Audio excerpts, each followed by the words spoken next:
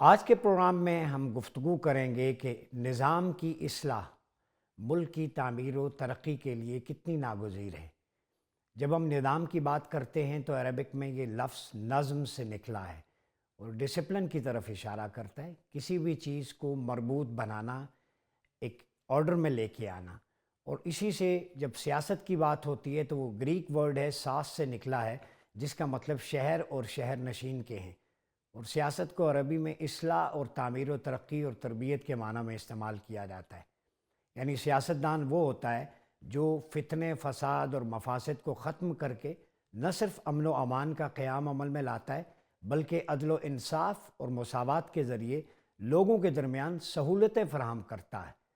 Quranic context میں اگر ہم دیکھیں تو سورہ بقرہ کی ورس نمبر 247 کے اندر اللہ رب العزت نے وَزَادَهُ بَسْطَةً فِي الْعِلْمِ وَالْجِسْمِ کہہ کر طالوت علیہ السلام کو جب حاکم بنایا تو لوگوں نے اعتراض کیا کہ اس کے پاس مال و دولت کی فراوانی نہیں ہے، تو یہ کیسے حکمرانی کرے گا؟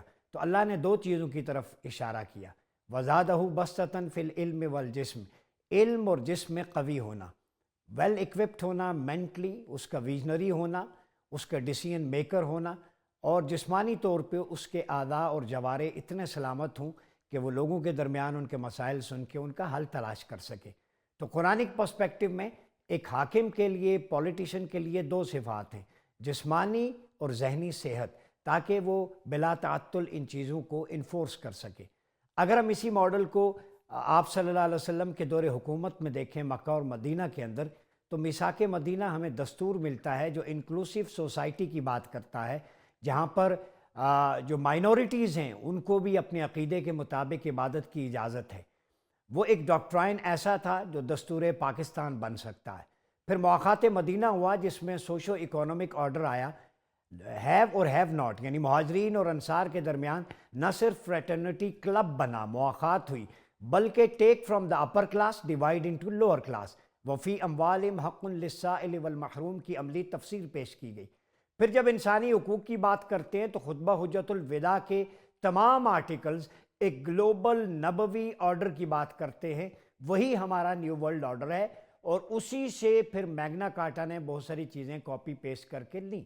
پھر خلافت راشدہ میں ہم دیکھتے ہیں انسٹیٹیوشن بلڈنگ ہوئی، پولیس ریفارمز ہوئیں، ٹیکس کا نظام آیا، اریگیشن، لینڈ ریفارمز، اور اس کے علاوہ غریبوں کی داد رسی کے لیے خلفاء نے جو انسٹیٹیوشنز بنائے، بیت المال میں فیئرنس، transparency, right person for the right job, وہ خلافت راشدہ علی منہاج النبوہ کے دور میں ہم دیکھتے ہیں۔